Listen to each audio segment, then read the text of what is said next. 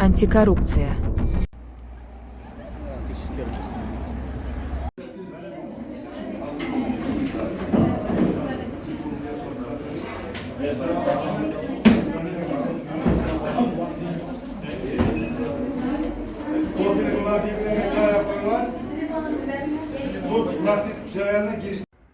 Hürmetli kuzatuvchilar, 23 oktyabr günü Boynazarov İzzet, yani başka yine bir 7 fuqaro soti bo'lishi kerak edi. Sot zalına girildi.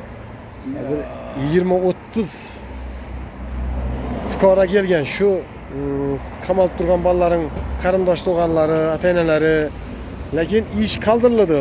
Nechun qoldirildi? Advokatlar 3 advokatmi 4 advokat gelmedi. Shartnoma etib qo'ysalar, to'lovlarni to'latib qo'ygansizlardir. Shuni bir kelsangizda yaxshi bo'lar edi-dan shu kun. Chunki dim ko'p odam keldi sota. Bu 7-8 adamın izinden gelen adamlar 3 met advokat geldi, yine bir 3-4 advokat gelmedi-dan gap qilsa. Shu uchun sot ikkinchi güne qoldirildi. Ana shuning gaplari yurtdoshlar. Yine